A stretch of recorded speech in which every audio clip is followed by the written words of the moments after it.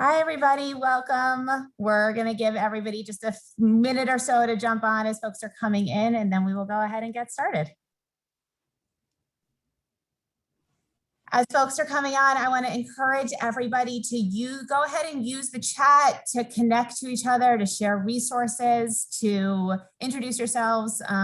Feel free to use the chat for that. If you'd like to send questions to the panelists, feel free to use the Q&A for that as well. We'll be gathering those and we'll be able to look at them after the webinar. We'll be collecting them and we can get back to folks in real time, but feel free to use the Q&A box to send questions just to the panelists, and feel free to use the chat to say hi to all of your friends and colleagues that are joining us. And as we go on and you have questions and resources to share, you want to commiserate and share some of your experiences, feel free to use the chat for that.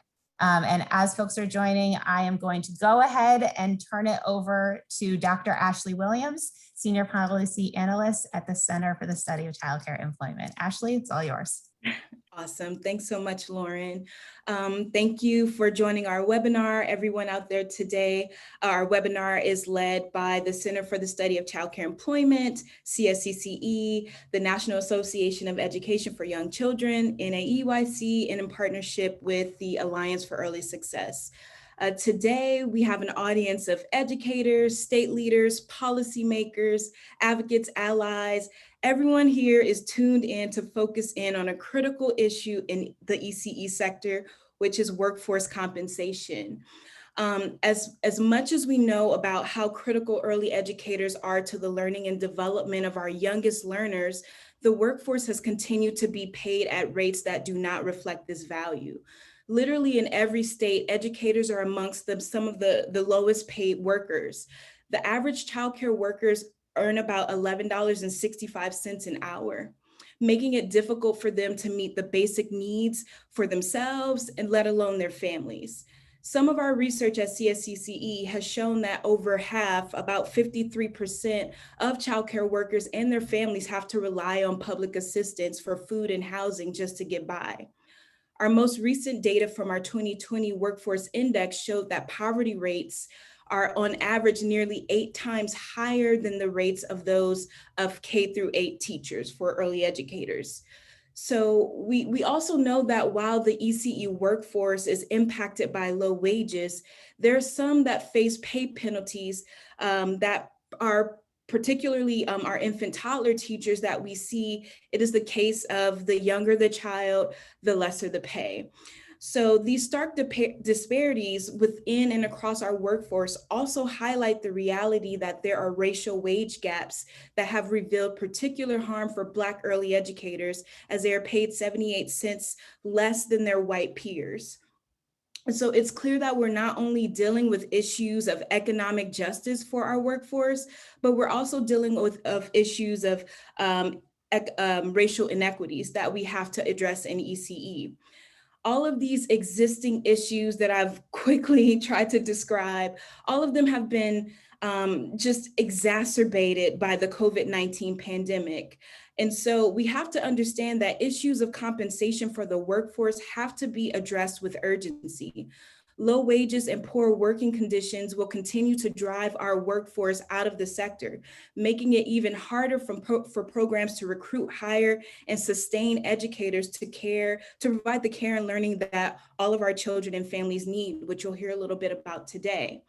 But yet too often policy proposals and initiatives have been they haven't been centered on the needs of our workforce, who are showing up each day, even during a global pandemic, to do this work.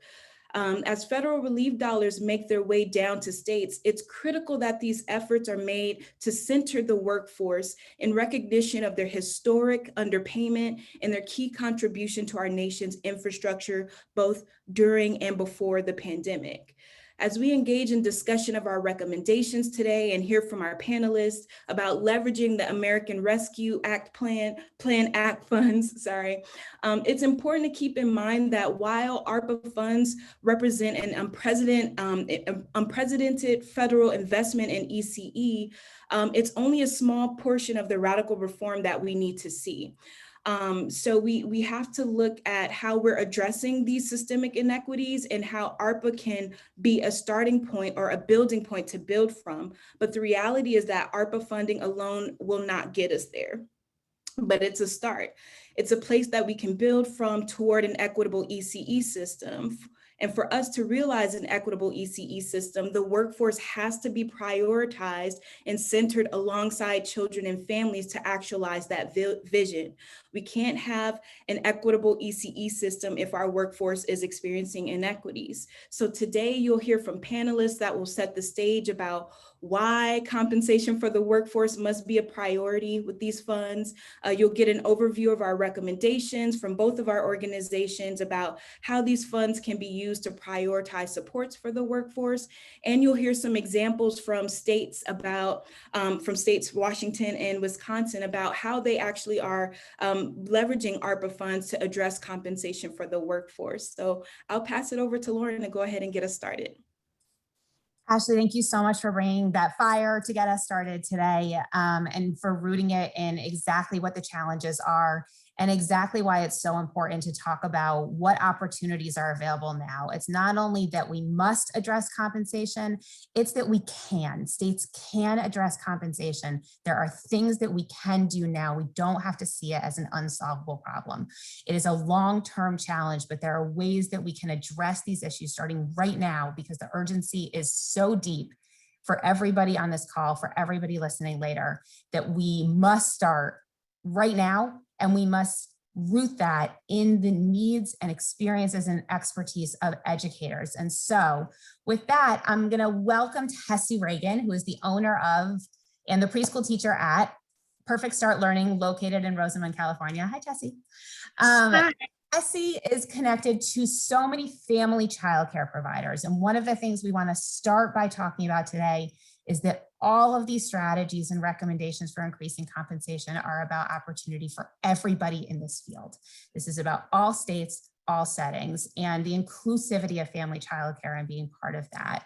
I know you're connected to a ton of family childcare providers in your community and beyond, Tessie. Can you start just by telling us a little bit about what you're facing right now, and what you're hoping for the coming months and years?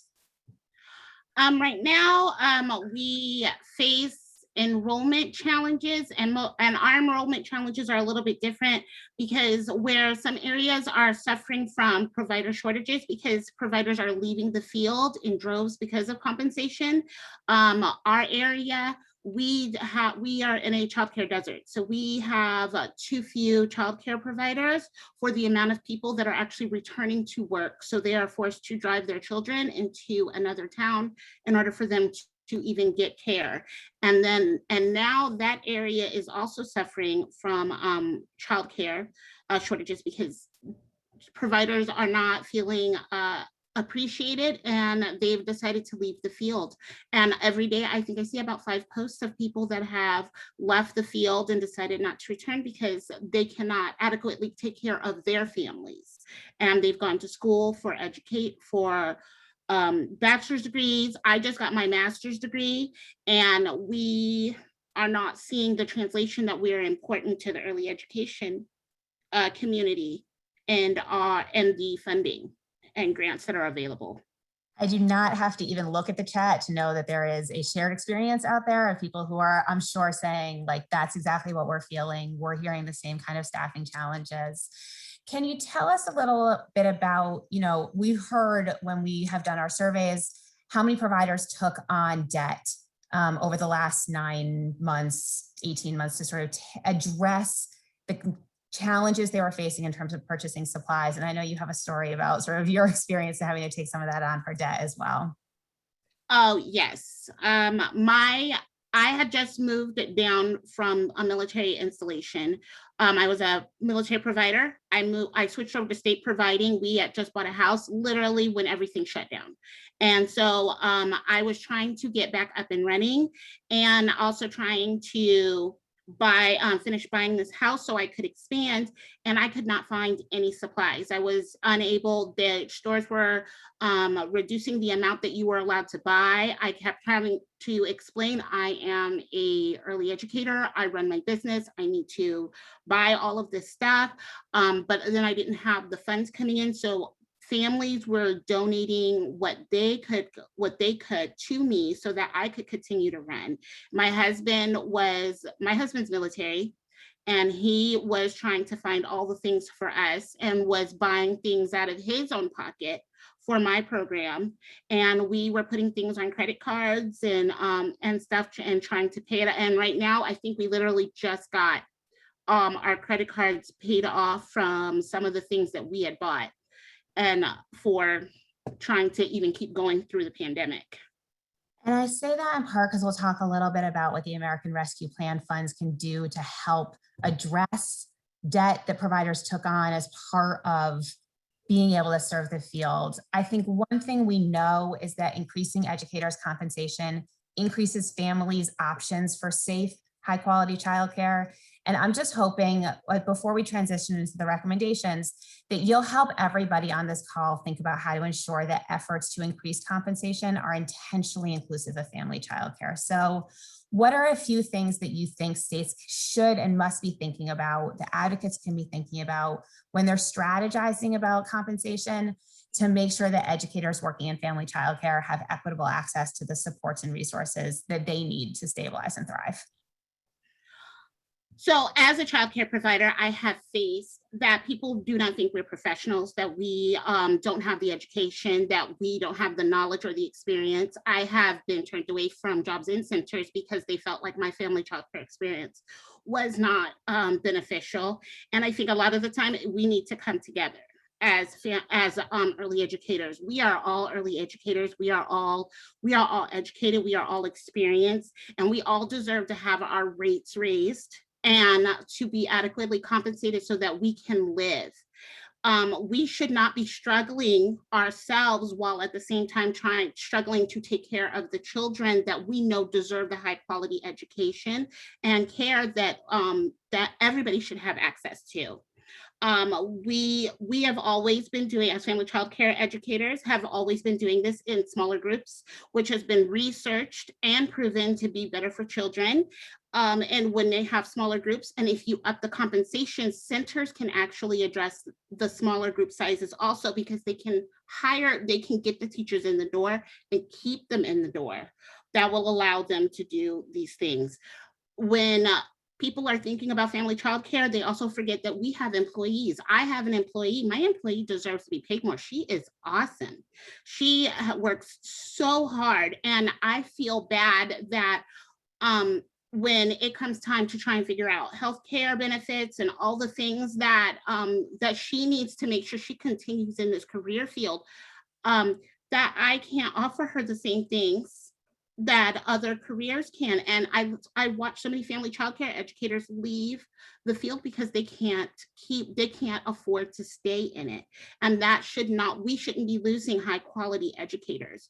At no time should family childcare not be in the background when you're trying to come up with ways to provide preschool, early education to all children. We should be at the table talking and giving you ideas. We should also be able to give out the education. I am a preschool pre-K program in a family child care home.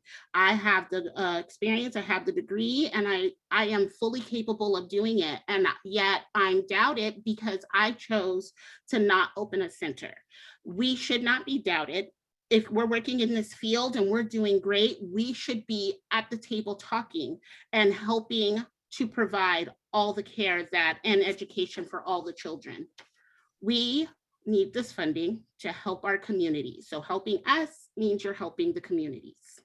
Thank you so much, Tessie. We appreciate you and all of your colleagues and everything you've done, and couldn't agree more about the importance of thinking about this whole system, thinking about how compensation affects everybody, thinking about the mechanisms for making sure that as states are getting out there, thinking about all these different settings and making sure as you said, that all of the different educators are at the table when decisions are being made, because that's how we'll be able to address what is happening, how the policies are being constructed so that they really make sense for the educators on the ground. We're going to go ahead and transition into getting into some of these specific recommendations. And I'm going to attempt to share my screen. So everybody bear with me for a second. Okay.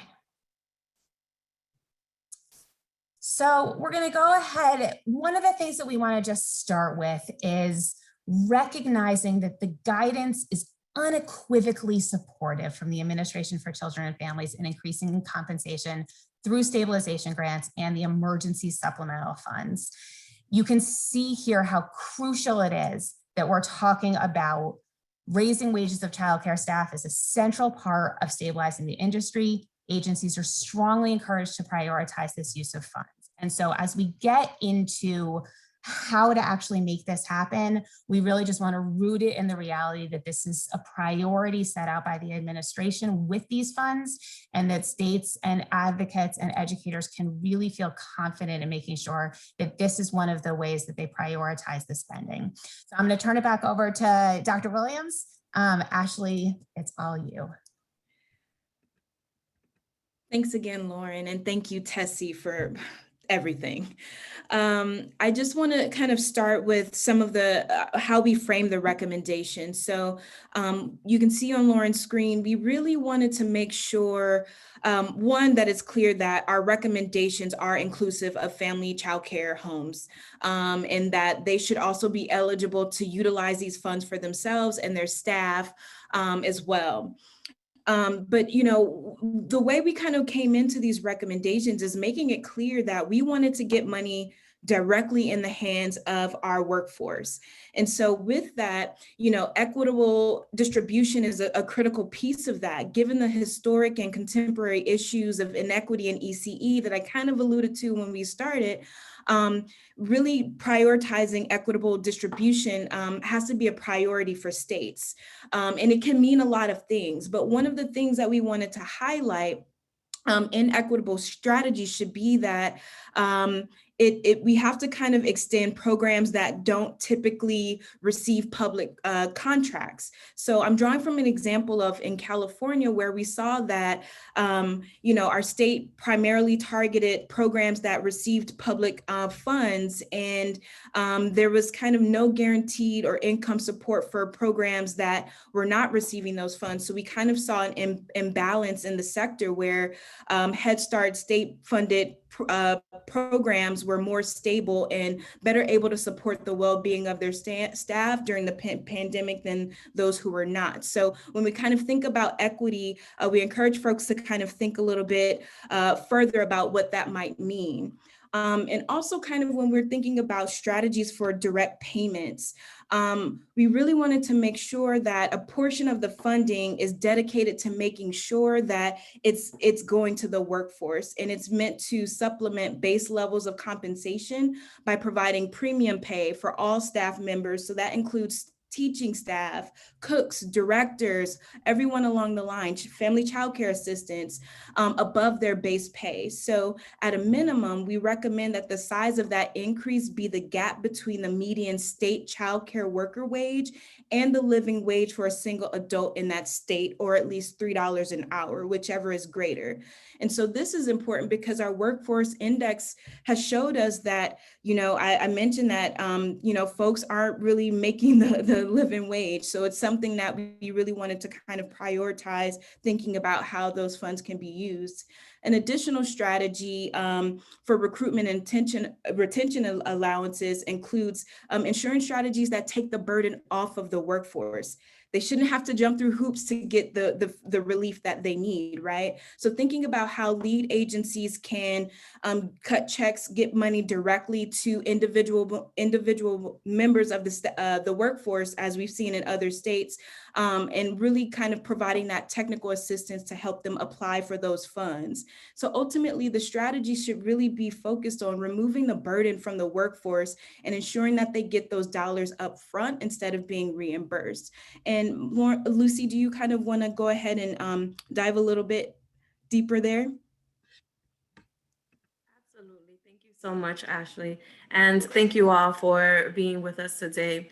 One of the things that we do know is that while bonuses, hazard pay, and premium pay for early childhood educators are meaningful and truly do have an important role in what we know can be strategic payments directly to the workforce, and multiple states have and will continue to require this, it is not enough, as Ashley has mentioned. And so when we think about building towards more substantial change, there has to be this increase to access to benefits, because we know that increasing compensation is just a baseline.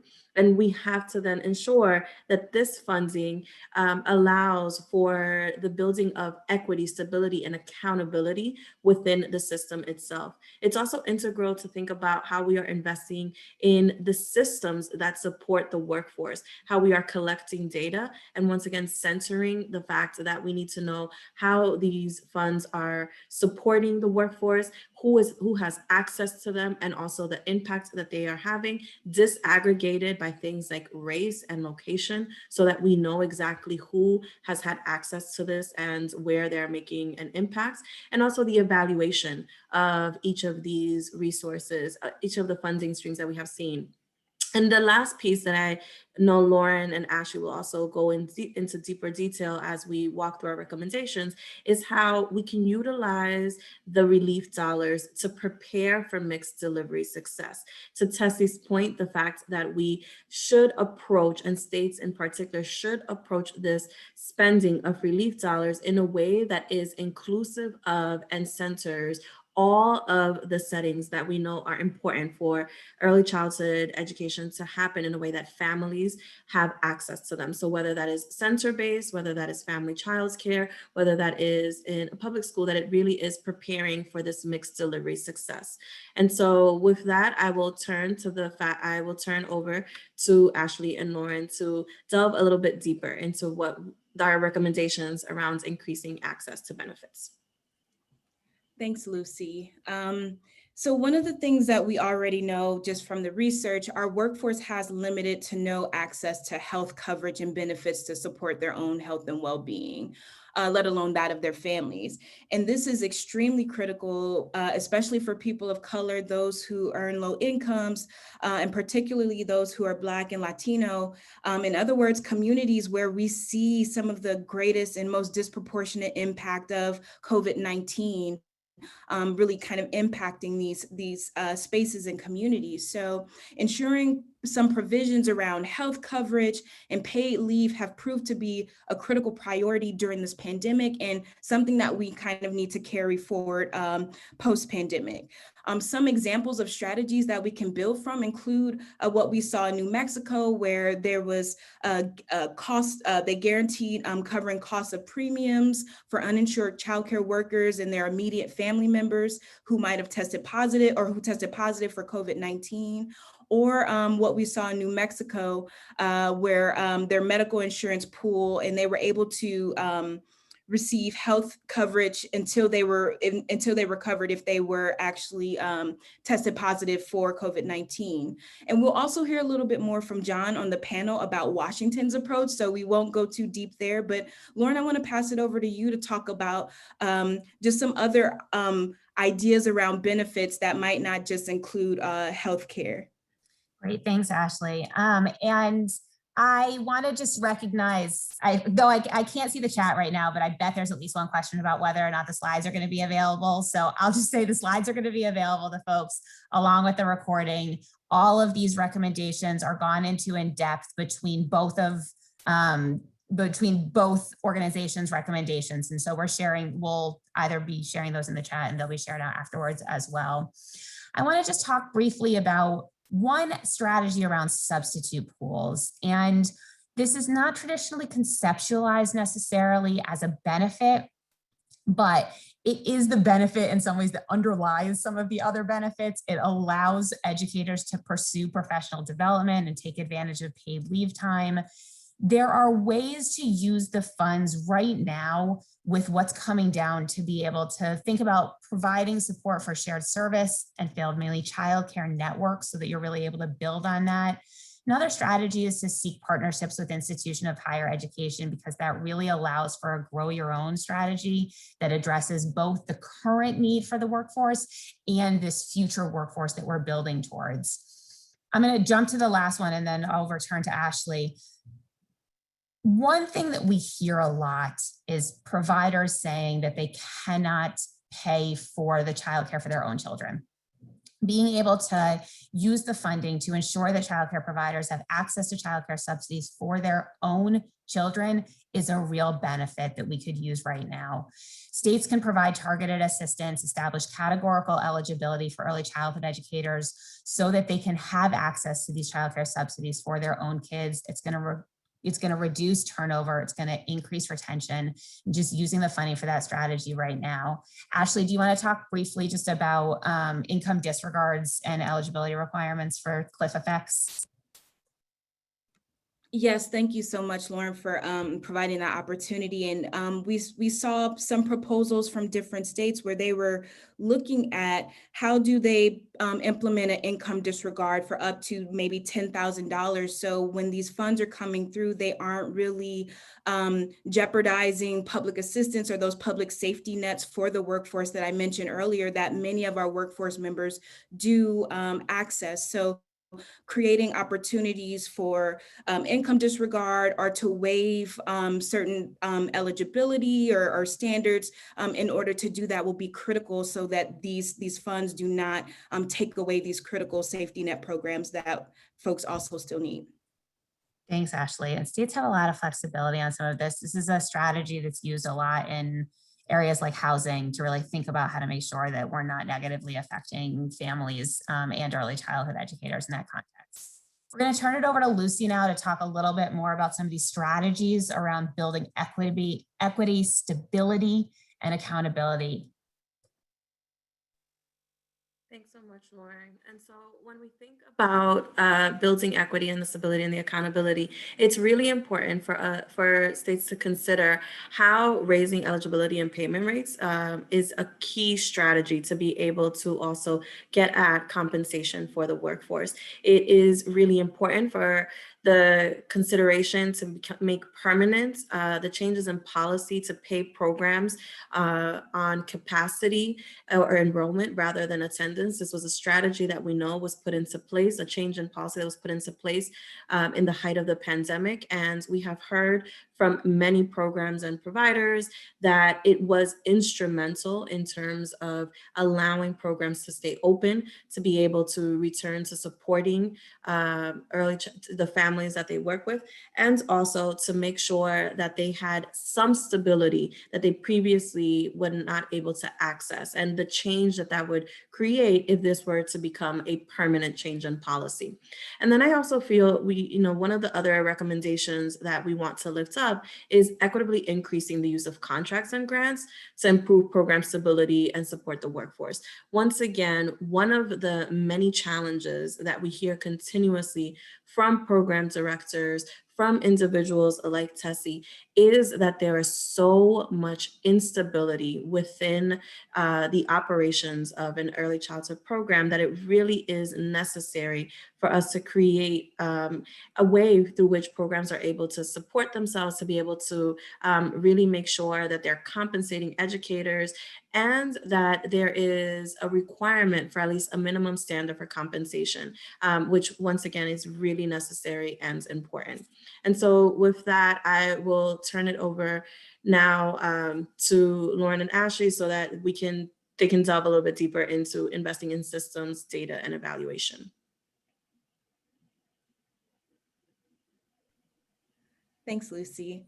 And so here, when we think about our systems for evaluation and implementation, we really wanted to acknowledge that too often access to public programs are designed to screen people out by establishing these complex eligibility requirements and application processes that really just sometimes drive people away or really complicate things and make it difficult for them to access, also including like when we think about is the language accessible and things like that, right? So we have an opportunity to shift this thinking. Instead of screening people out with our process, we have to really be thinking about how we can increase capacity to audit and ensure our workforce is actually receiving the compensation and benefit allotments, by ensuring there are channels for the workforce to report and share about this. And so we approached our thinking about how can we have a streamlined and make these processes streamlined and accessible for the workforce. So there should be strategies that really ensure that lead agencies can be getting feedback about how things are going, how to improve these processes, but as well as looking at how they can reduce redundancies for the workforce. There's so many times we hear from people, oh, fill this out. And it's like, I just did that over there. You're asking me for the same information over and over, right? So how can we streamline our data systems that, look at the information that we already have about providers, employees, their licensing capacity and things like that, to really help to streamline those processes. As well as, we saw in states like Vermont, they had a 2-page application for relief, right? So thinking about how we can kind of learn to scale it back and simplify what we're asking for the workforce, but also really increase our capacity to collect data and also get feedback from them about how things are going. Yeah, I think, like you're talking about, when just reducing the barriers and making sure that folks have this equitable access. Lucy talked a little bit about grants and contracts. We're talking a little bit about facilitating application process. One of the things that we see is the need to make sure that as we're moving where we can to support the grants and contracts process, that there is equitable access to those grants and contracts. And this goes back to what Tessie was talking about at the beginning, making sure that folks can track the kind of data and have the kind of accountability that they need. When we talk about data systems, we so often are talking about state data systems. We're also looking here at provider level data systems and what that looks like for folks to be able to track that in real time so that they can take advantage of these opportunities in all of these various funding streams, from grants and contracts to all of the increased sort of tracking that will be necessary to provide that information back to the states, and encouraging the states to, again, keep it as simple and connected as possible so that there is this ease of information and access moving. The last thing that's on the slide is just this recognition that we all cannot emphasize enough the importance of evaluating in real time and thinking now about how we use these dollars. If we're able to say, what was the impact of increasing the payment rates to providers? Can we track what that meant for turnover so that we can inform future policies and resource allocation moving forward? Really looking at building the capacity for disaggregating data by race, by setting, by gender, so that we know who's benefiting and who is being left out, so that we're able to adjust in real time, move stabilization grants, provide them differently, really think about how to facilitate this equitable allocation of resources. I'll just say very quickly around this area and preparing for mixed delivery success. We've got to establish and implement a compensation schedule that leads to parity with K-3 teachers. There are a number of states who are doing great work in establishing this compensation schedule, from North Carolina to Washington to Minnesota, where we're really thinking about establishing minimum salaries, incentivizing quality, moving towards an anchoring tool for equitably and comparably increasing compensation. This is also an extraordinary opportunity to invest heavily in comprehensive scholarships and apprenticeship programs that have these built-in wage increases. There's all kinds of additional supports in the higher ed community and in the professional preparation community to be able to spur this innovation, increase equitable access to credentials and degrees through coursework and field experiences that are high quality and flexible and accessible. We can do things around cohorts, around Spanish language coursework, around embedding math into early childhood programs, so that we're really able to test some things out with the funding that's on the table through Teach scholarships and through scholarships in your states, to really be able to help providers go through their educational pathway journey right now, because of how it drives quality and access for families and equity, and the ability to position all providers across settings to take advantage of mixed delivery pre-K models as well, and to really build supply in these underserved communities, increasing quality in the childcare deserts like Tessie talked about, creating slots for dual language learners and infants and toddlers, and really responding to the community identified needs. I think it's so important as we're thinking about these underserved communities where there isn't enough access to quality. I'm going to turn it over to Lucy and Ashley very briefly to just touch upon, we've talked about many areas where our recommendations coincided and we really agree on how to move forward. There's an area in which we have a different take, and we want to present both of those to everybody watching around how we really think about moving forward. So I'm going to turn it over to Lucy to just talk very quickly about our approach to increasing quality and using QRIS, and then Ashley will chime in as well. Thanks so much, Lauren. And so one of the things, once again, that I really want to lift up, and as you've heard from all of our recommendations, there is a committed interest with our respective organizations to make sure that the relief funding is used in a way that is equitable and that truly gets to the hands of the educators and the providers that most desperately need them. We know that there is a need to address and revise QRIS, the quality rating and improvement systems across the country, in ways that really do increase equity and access, as well that provide funding to be able to support programs to increase their quality. One of the things that I want to make sure that I lift up, and I think to Lauren's point, is that while we have a different approach to the Center for the Study of Child Care Employment, we share similarly that there has to be an avenue through which programs can increase their quality. However, where we have some disagreement and disalignment, and it's not anything that is contentious, but once again, we want to make sure that we are sharing, is that this funding really should provide an incentive for programs to be able to increase compensation in a way that it is tied and in place to support the use of the relief funding to be able to then address this compensation. And so, Ashley, I'll turn it over to you so that you can share how you all address QRIS in your recommendations. And I know this is something we've talked about in the chat, but all of these pieces are outlined in much greater detail in the briefs that we have shared the link for in the chat. Thanks, Lucy and Lauren. And I appreciate just the framing, and our perspective is the way that we approach QRIS. In our recommendations, we recommended actually prohibiting the use of QRIS to determine eligibility to receive these funds. And so agree that there, I think just the reality is that, it hasn't been equitable, and resources haven't been provided to programs equitably, or they all haven't had the opportunity, because ECE has been underfunded, to really kind of establish that foundational programming and staffing, and to have those conditions met. And so as we look at the ARPA funds right now in the ECE system as it is right now, I think that really informed our recommendation to prohibit tying it to that, because we just don't want it to perpetuate that unequal footing that we already see in programs right now when it comes to QRIS. But we have a panel following right now. And so what I will say is that Caitlin, who will be coming up next, and myself and some panelists, we actually are unpacking this. We have a session at the Build conference coming up in July. So I'll drop the name of it there. So if folks are interested in joining us, and we're looking forward to picking up that conversation.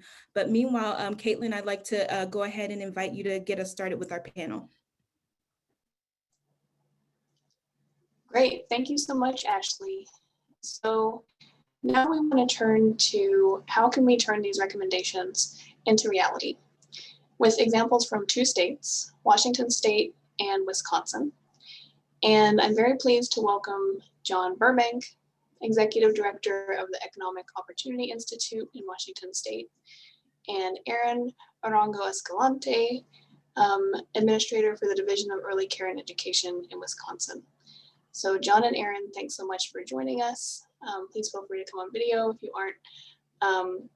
And We will start with each of you telling us about a strategy that you're working on in your state to use American Rescue Plan funds to increase compensation and support for the early care and education workforce.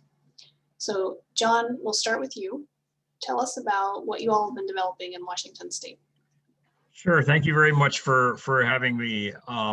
We have actually a very limited window of opportunity here with these federal funds because they're going to go away, and so we need to make sure that they are captured for the child care workforce. And in our state, we have just done that. And three things I want to emphasize. A lot of the talk is about funding at the state level, but we can also do this at the municipal level. And just on Monday, this past Monday, the Seattle City Council passed an ordinance delegating $3 million specifically for additional compensation to supplement the wages of childcare workers and other childcare professional staff, provider staff in our city, inclusive of family home providers and childcare centers. That will amount to about $1,000 bonus or wage increase over the next 6 months.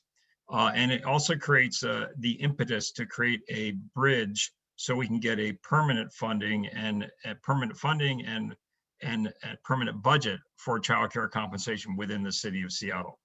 On the state level, we also worked on health coverage for childcare workers and working with the Health Benefit Exchange and the state legislature. We got an appropriation of $30 million that will enable premium-free health coverage for pretty much all childcare workers in the state of Washington. So that's a huge advance for childcare workers in our state. And then the final thing is that in the state put out about $351 million delegated to childcare grants to childcare providers in the state. And then we launched our network of about 400 activists working with the legislature and persuaded them that 10% of those grants should be dedicated to increased compensation. So that's $35 million, which is about the equivalent of about $1.50 an hour annual raise for every single childcare worker in the state.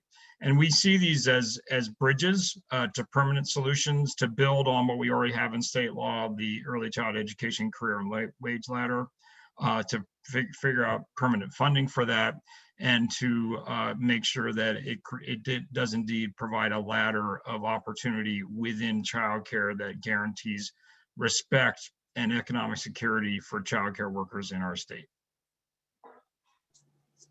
Thank you so much, John. That's so exciting to hear. And now, Erin, tell us what's happening in Wisconsin. Sure. As I look at the chat box and what folks are saying, I just want to say yes, yes, yes. I'm a very visual person, and so I do have just a few slides that I want to share with you to really, illustrate what we're thinking. And so as we put those slides up, I'm going to just start by saying the things that we're talking about for Wisconsin fit into this strategic framework on the bottom: access, affordability, quality in workforce in order to advance and promote equity and inclusion. These are the buckets that we look at, the strategies that we focus on, and you can see at the core is workforce. We need to move the needle in workforce, compensation, benefits, all around just holistic support.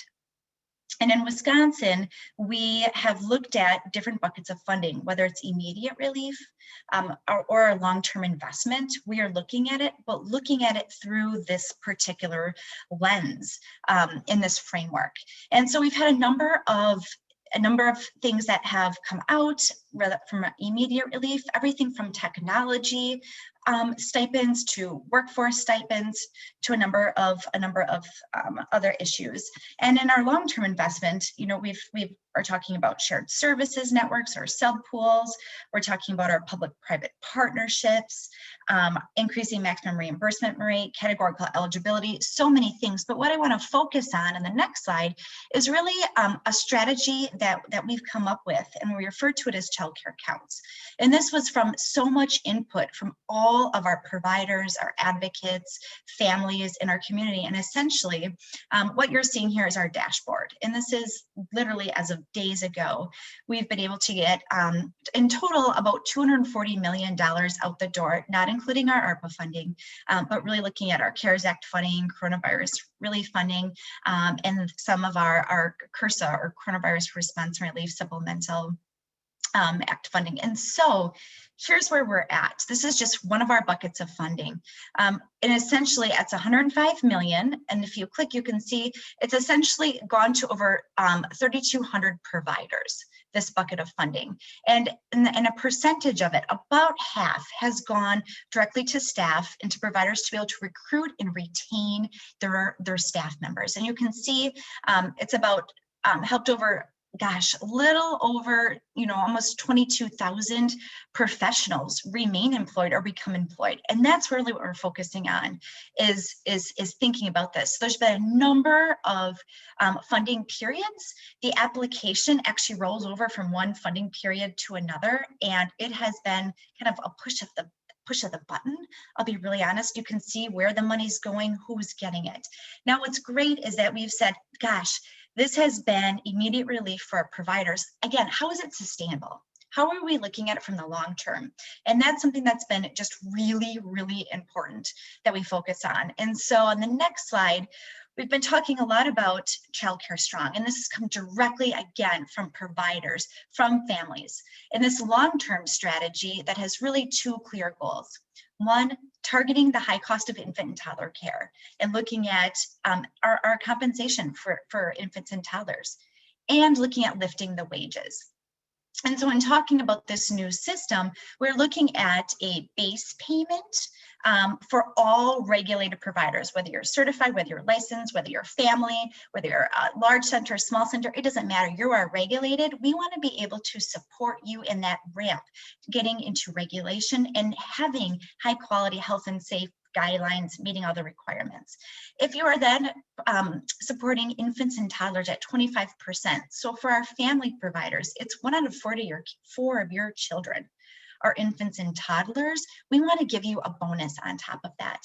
Now, if you're participating in our quality rating improvement system or accepting children who receive child care subsidy, then there's an additional per child stipend. This is very similar to what has mirrored our child care counts.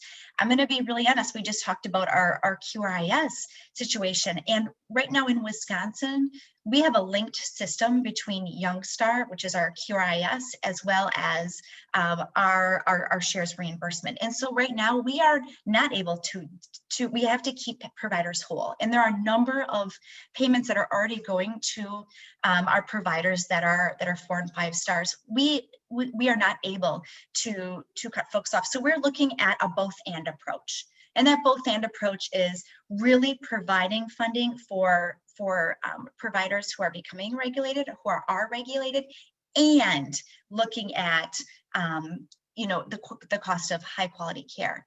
The important piece to this is that all of these payments that come monthly, essentially half of those payments, at a minimum half, need to go directly to the child care, the educator, the teacher, those who are working directly with children. And so I just want to mention is that is part of our strategy, and looking at that framework initially is really focusing on our workforce. It's very, very key for us. So thank you for letting me share. Thank you so much for walking us through that, Erin. All right, so just briefly, John and Erin, if you'd like to share one challenge that you run into in this work, and how you overcame that.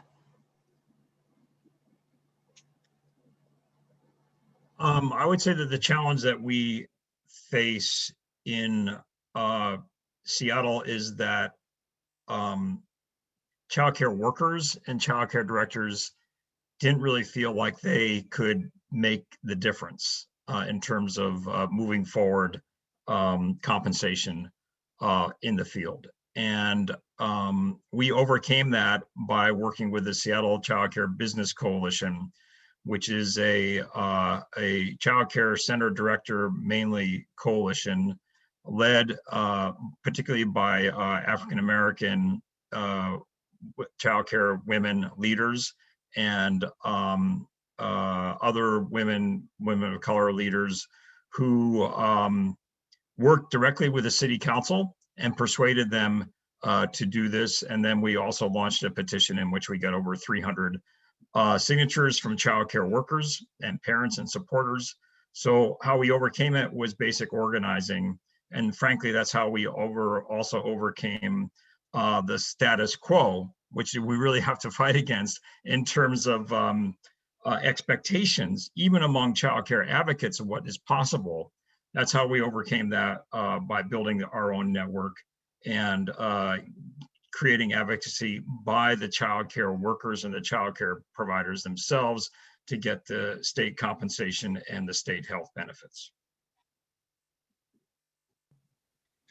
Yeah, for Wisconsin, our political landscape is really unique right now.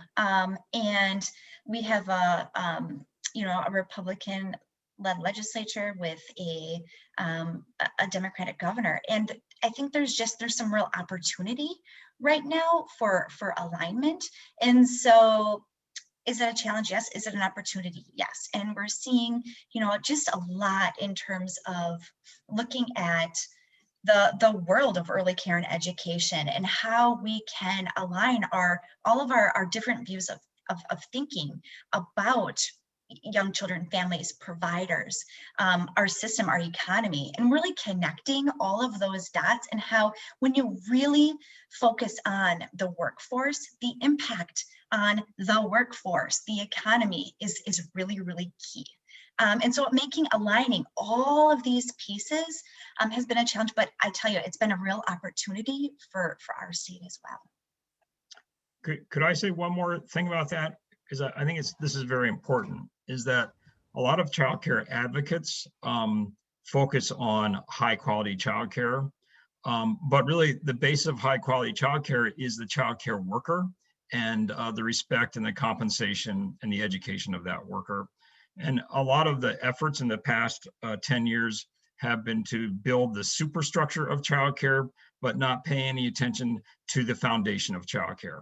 And that is a viewpoint that has been shared across and with childcare advocates, and they have shied away from compensation. So this is a chance for us to really look at compensation and understand, for example, if we are to have a fully compensated workforce, that's the equivalent of kindergarten teachers in our state, it would be at least $1 billion a year of needed new revenue in our state. So this is a big ask, but childcare is a public good and it should be funded as a public good. Thank you so much for that, John, and thank you, Aaron, as well.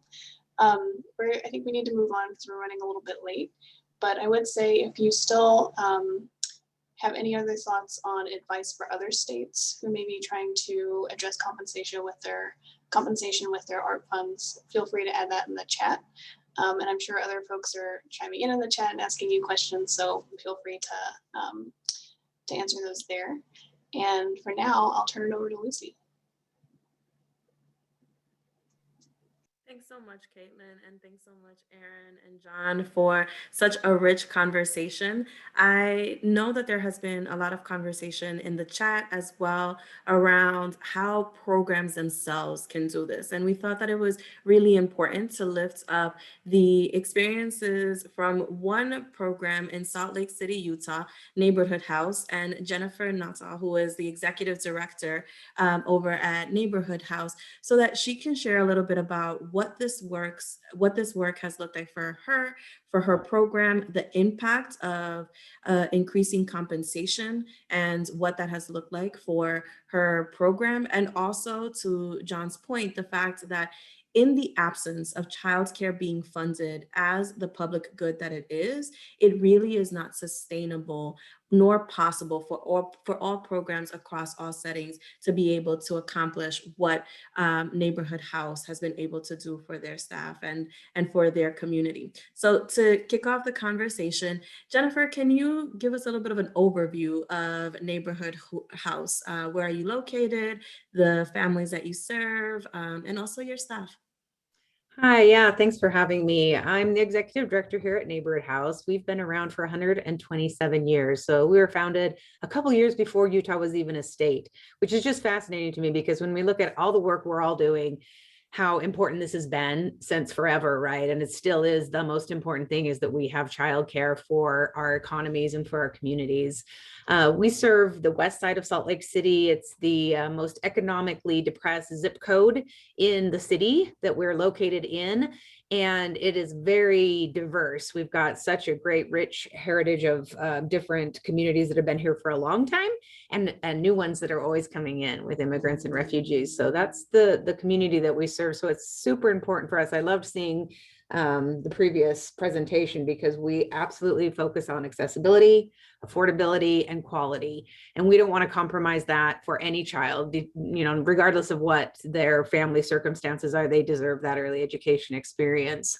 And something that was just really important for me was that I actually started here as a client because I was in that situation where I was a single parent, suddenly got two kids through the state and needed Neighborhood House. And that's my story of getting here. Wonderful. Thank you so much.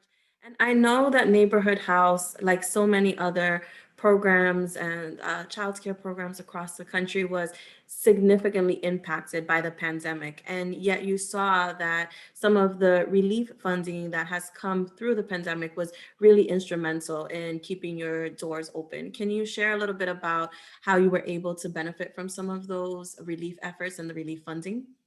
Yeah, absolutely. And I want to state that we are a nonprofit, a 501c3. So we're kind of in a unique situation where we're definitely work with public and private funding to be able to do the things that we are able to do. And when we had to close our doors for the first time in I don't know how many years, it was really vital for us to keep our employees employed. And luckily I had the backing of my board to do that because we knew that they needed this as much as anyone else in serving our mission to keep our community afloat. The first thing was our employees and we had to focus on them. So I got the commitment from my board before we knew about the PPP loan and knew that we would have funders step in to make sure that could happen. But it really was vital that we got that relief so that we could keep our doors open, we could keep our employees paid, they could keep their benefits, that their stability was not broken apart, so that when we needed to reopen our doors, we still had a workforce, because we all know how hard that is, right? To keep employees and keep them going. So that was vital for us in being able to reopen as soon as possible and get children immediately back into care for the families that needed us the most. Wonderful. Thank you so much, Jennifer.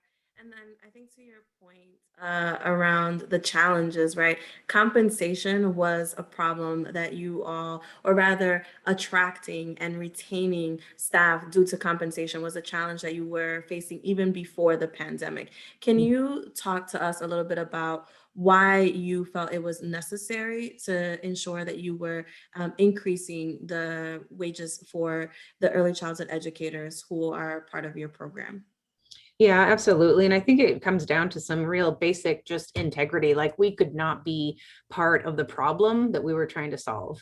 So if we're out there trying to help families to make it up that economic ladder, have their kids well educated, we can't be paying our staff members and our professionals a rate that puts them in that poverty line. It's just fundamentally not fair and it's not right. And so we've been working on this for a long time and trying to get our minimum wage raised incrementally.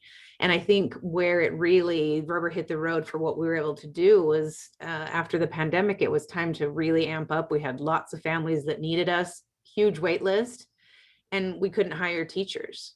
We weren't able to get the staff in that we needed to be able to meet our mission. And we had corporations that, retail paying, 15 plus an hour. And we were starting our entry level at 12 and it just wasn't enough. We weren't attracting or retaining the professionals we needed to actually serve the community with what they needed. Again, the ripple effect so that they could get into the workforce and do, this economic recovery that we're all talking about. So that was really, there was a lot of things that came together that said, you know what, this is important. We know we have to do it. I've always known it was the right thing to do. And here's our opportunity to take that leap, be bold, move to the next level and continue to find the ways to fund it. Wonderful. And so one of the things, you said take that big leap. So can you share with us what that leap was? And also one of the things that we have talked about is that while this has been, to use your own words, a policy change, I've never seen a policy change make such an immediate impact as this one. Also the concerns that you have for the sustainability of what you all have done over at Neighborhood House. So what exactly happens and some of the concerns that you have in terms, again, the sustainability of this? Yeah, absolutely. So we are licensed to serve 200 kids. We have 7 early education classrooms, 40 staff, and we weren't able to, like I said, hire. So we had like January, February, March, 1 here, 2 here that we were able to bring in the door. And then we made the change and we bumped our minimum wage up to $15 an hour and then gave every existing early education teacher a $1 raise to keep them above. You wouldn't want to hire someone in more than someone else was making. So to keep everybody moving forward on that scale. And in that month, so we started on May 1st, that month we hired 10 teachers. And then in this month, June, we've hired 5, and happy to say we opened every room. We've been able to take the wait list down to 0, get everybody served in these classrooms. Their families are overjoyed, and especially the impact on our teachers. They've expressed to me that now they don't have to worry about, every single dollar, gives them a little more room to breathe, helps them bring their best self into the classroom, do their best work when they have a little bit more economic security. So it's been an amazing policy change completely. And we have to look at sustainability. Wages never go down, right? That is always moving up. Raises, we have to keep up with cost of living, and we have to be able to continue to pay this.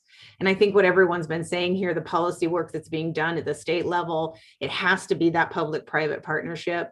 Not only do relief dollars need to go into this to help us, make it over the hump, but what is the investment that's going to keep us going? Some of the wonderful funds that we get that we appreciate are the grants that come through the state funding. We just got one renewed for this next year, and thank goodness that we did. But I think that's, to everyone's point, is we have to know we're going to get it, and it can't be a year-to-year thing thinking, oh, are we going to have enough money to pay our staff what they deserve and what they should be getting and keep our program running. So very interested in everyone's conversation on how do we get a sustained investment in early education. Absolutely. Thank you so much, Jennifer.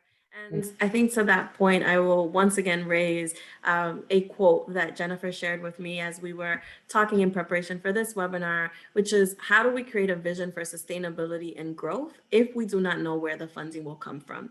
And you are receiving tons of love on the chat box for the ways in which you and Neighborhood House and your board have boldly stepped into this space of increasing compensation for the workforce, and also seeing the immediate benefits that this had, not just for your program to be able to be competitive with other businesses and other institutions of employment in your community, but for families who now have access to childcare because you were able to open all of your classrooms. And as you mentioned, directly with the educators and staff of your program, who can see that this dollar, this increase makes a difference in terms of how they're able to show up and how they're able to interact with the children in their care. So thank you so much, Jennifer. I know that we can spend a lot of time talking about this, and we will, in the recap that we'll share with all of the participants, share a little bit more detail around the work that Jennifer and her board and her partners did to be able to increase the wages of her staff. But I want to be mindful of time, and I'll take a second to close us out. Jennifer, thank you so much. Thank you. One of the main reasons why we wanted to close out with Jennifer sharing her experience is to really lift up the impact that getting money directly to the hands of providers and educators, right? So the early childhood educators who are doing this important work with young children every single day, is that it makes a difference immediately. And so while there is a lot of concern that the relief funding is one-time funding or that it will not be sustained, I think that there is a lot, to Jennifer's point, there's a moral obligation, there's integrity, there's an opportunity, like we saw from the recommendations that Lauren, Ashley, and I shared from each of our briefs, to create a system, right? To create a process, to create a structure through which we are able to demonstrate what increasing compensation for the workforce means and how we are able to then build on that if we get to the sustained, substantial public investment in childcare that we know is so necessary. And so while 2 years feels like a very short time, Lauren often talks about the fact that 2 years are a very long time in the life of a child. And I would also say that it's a significantly long time in the life of an early childhood educator who is committed to doing this work, who is invested in themselves to best show up in the work that they do daily with young children and on behalf of families and communities, and that we have with this money that has come in through relief to really address compensation in a way that validates, that remunerates them for the important work that they do. And so with that, we once again encourage you all to review our briefs. We have shared the link for those in the chat numerous times. You will also receive it in the email that we will send next week. We will share a recording of today's conversation as well as the slides, and we will also download the chat and share all of the resources that were there. We received a number of questions over the course of today's conversation, some of which we were able to answer, others which we did not, but we will review that and also share that out as well. Thank you so much for taking the time to join us for this. And as I say all the time, if you have a colleague, a friend who may not have been with us today because they were not aware, and now that you've joined us and heard the conversation, please share this out because it is important for as many individuals as possible to hear this and to also be involved in this work that we are collectively doing to increase compensation for early childhood educators across all settings. Thank you so much for being with us today, and we look forward to continuing this conversation in the future.